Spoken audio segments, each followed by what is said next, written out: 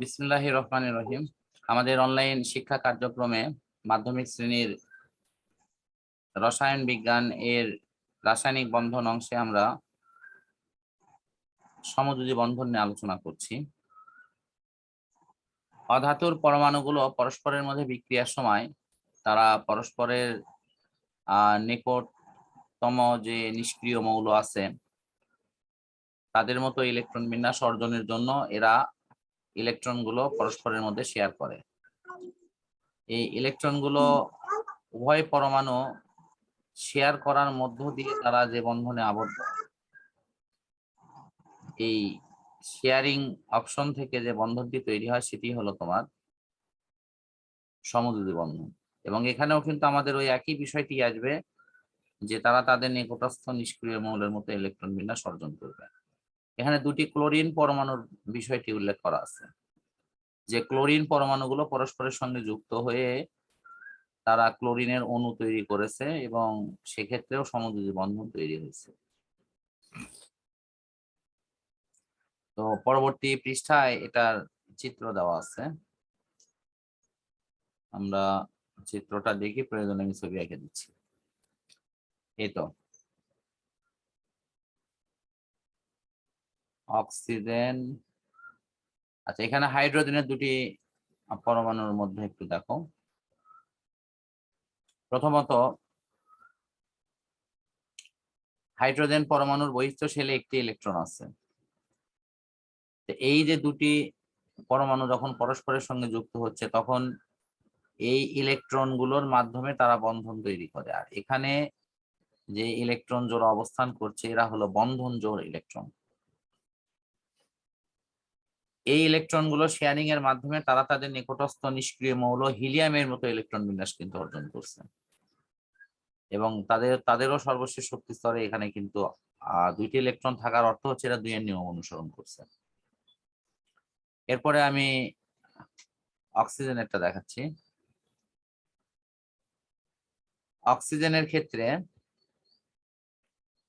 আমাদের অক্সিজেনের বহিস্থ শেলে 6টি ইলেকট্রন আছে। দেখো গুণে 6টাই আছে। এখানে 2, এখানে 2, এখানে 2, এই সব মিলিয়ে হলো তোমার 6টা ইলেকট্রন। তো অন্য অন্য অক্সিজেন পরমাণুর সাথেও কিন্তু যুক্ত হওয়ার সময় দেখো এখানেও ওই 6টা ইলেকট্রনেরই দল আছে।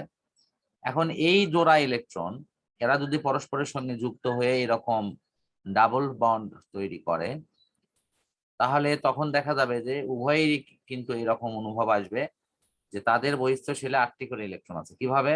এখানে আছে হলো তোমার 2 দুকোণে 4, মানে 2 জোড়াতে হলো 4টি, আর এই যে এখানে 2, এখানে 2, এই 4, এই 4 আর এই 4 8।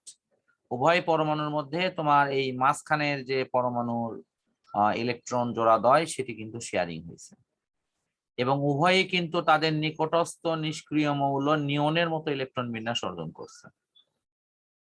তুমি অক্সিজেনের এই বিন্যাসটি কি বুঝতে পেরেছো? জি স্যার। আচ্ছা, অক্সিজেনেরটা আমি একটু না আঁকায় দেখাই হোয়াইট বোর্ডে, তাহলে একটু ভালো হবে। এখানে তুমি যদি লক্ষ্য করো তাহলে দেখবা যে নিয়নের ইলেকট্রন বিন্যাসটি আছে এরকম 2, 8, এটা হলো নিয়নের ইলেকট্রন বিন্যাস। আর অক্সিজেন এটার ইলেকট্রন বিন্যাসে আছে হলো তোমার 2, 6, কারণ যেহেতু আর 8টা ইলেকট্রন আছে। তাহলে অক্সিজেন আরো 2টা ইলেকট্রন লাভ করলে সে নিয়নের মতো হবে। ঠিক সেই কারণের জন্য অক্সিজেন কি করছে, এখানে আমি অক্সিজেনের 2টি পরমাণু আঁকায় নিচ্ছি। ধরো এটা হলো নিউক্লিয়াস, তারপরে তোমার বহিস্থ শেল, এটা বহিস্থ শেল, এটা তারপর একটা হলো সর্ববহিস্থ সেল দিচ্ছি, এটা হলো সর্ববহিস্থ শেল। অন্য একটি অক্সিজেন পরমাণুর সঙ্গে যখন সে যুক্ত হচ্ছে তখন আমরা তার পাশে আর একটা অক্সিজেন পরমাণু আঁকায় নেই।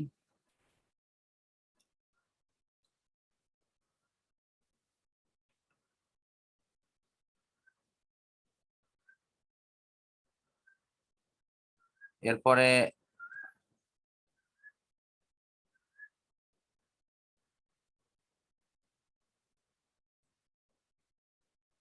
এখন এখানে তোমার যে যৌথভাবে যে সেলটা পরস্পরের সঙ্গে যুক্ত হইলো, এর ইলেকট্রন জোড়া 1 জোড়া, 2 জোড়া এবং এখানে 1 জোড়া, এই 3 জোড়া ইলেকট্রন অক্সিজেনের আছে। ঠিক অপর যেটা আছে ওইটারও ইলেকট্রন জোড়া আমি এই পাশে একাই দিচ্ছি। ধরো এখানে 1 জোড়া, এখানে 1 জোড়া, এখানে 1 জোড়া। এই যে 2 জোড়া ইলেকট্রন, এই 2 জোড়া ইলেকট্রন পরস্পরের মধ্যে ভাগাভাগি করে যুক্ত হলো। ফলশ্রুতিতে এই পাশের অক্সিজেন মনে করতেছে যে তার বহিস্থ শেলে দেখো সব মিলিয়ে 8টা ইলেকট্রন আছে। অন দ্য আদার হ্যান্ড, অন্য পাশের ইলেকট্রন অক্সিজেন, সেও মনে করতেছে তার ভিতরে 8টি ইলেকট্রন আছে। অর্থাৎ এই ইলেকট্রন গুলো কিন্তু কমন ভাবে ব্যবহার হয়েছে। এটা আমরা যদি সেটে দেখাই, সেট ফাংশনে, তাহলে এটা হবে ইন্টারসেকশন। এই যে দুইটা অংশের মধ্যে এরকম কমন ফ্যাক্টর দেখানো হলে এটা হলো ইন্টারসেকশন। এই যে মাঝখানের এটা, এই কমন অংশটাই হলো ইন্টারসেকশন। ঠিক এখানেও ঠিক সেম, এই 1 জোড়া ইলেকট্রন পরস্পরের মধ্যে শেয়ারিং হয়েছে। আমরা এটাকে হাত দ্বারা এভাবে দেখাই, দুটো অক্সিজেনের পরমাণু পরস্পরের মধ্যে এইভাবে তারা ইলেকট্রন শেয়ার করে, এভাবে জোড়া বন্ড আকারে দেখানো হয়। আশা করি তুমি বন্ধন প্রক্রিয়াটি পুরোপুরি বুঝতে পেরেছো। ঠিক আছে? জি স্যার। আচ্ছা, এই যে সমযোজী বন্ধন প্রক্রিয়া এখানে দেওয়া আছে। পানির এটা মনে হয় তোমাকে এর আগে আমি দেখাইছিলাম, তারপরেও তুমি একটু লক্ষ্য করো, এখানে আমি একটু মার্কিং করে দেই। এই যে পানিতে দেখো হাইড্রোজেন এর যে পরমাণু, হাইড্রোজেনের পরমাণুতে একটি মাত্র কিন্তু ইলেকট্রন আছে। তাহলে হাইড্রোজেনের পরমাণু হলো 2টা, তাহলে 2টা পরমাণু এখানে পাশাপাশি এখানে আছে।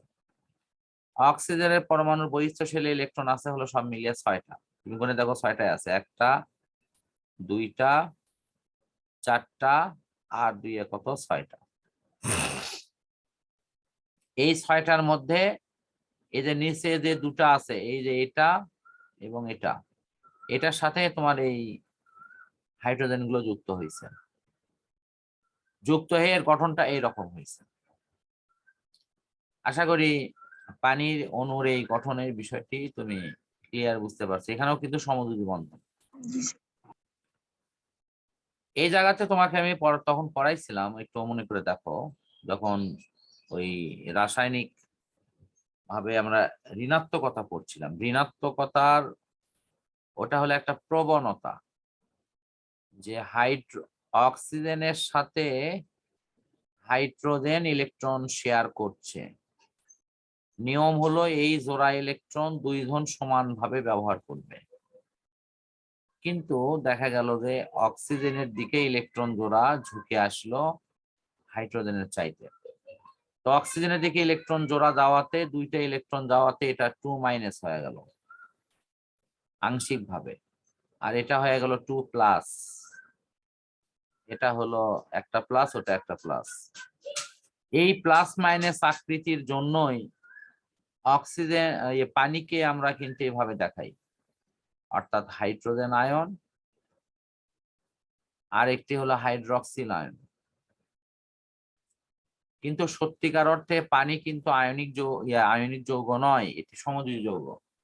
কিন্তু সমযোজী যৌগের এই আয়নিক চরিত্র আছে এইটার জন্য, এই যে এখানে যে বিষয়টি আমি উল্লেখ করলাম, এই বিষয়টি থাকার জন্যই পানির মধ্যে এই আয়নিক চরিত্রটি আছে, আর একটি প্লাস অংশ আর একটি মাইনাস অংশ।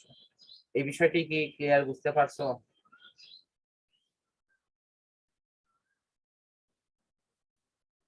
হ্যালো। জি স্যার। আচ্ছা, তাহলে তুমি এটা যদি বুঝে থাকো, তাহলে আমার মনে হয় আমি এই অংশটা এখানে ক্লোজ করছি এবং করে এরপর আমি তোমার পরবর্তী সেশনে গিয়ে এই পানির অণু কিভাবে লবণের মধ্যে দ্রবীভূত হয়, সরি, পানির মধ্যে লবণ কিভাবে দ্রবীভূত হয়, পানির দ্রবণীয়তার কাজটি কিভাবে সম্পূর্ণ করে, এটা কিন্তু প্রশ্ন পরীক্ষায় আসে। আর এই প্রশ্নের অংশটি আমি পরে তোমাকে পূর্ণাঙ্গ রূপে ইনশাআল্লাহ দেখাই দিচ্ছি। Okay sir.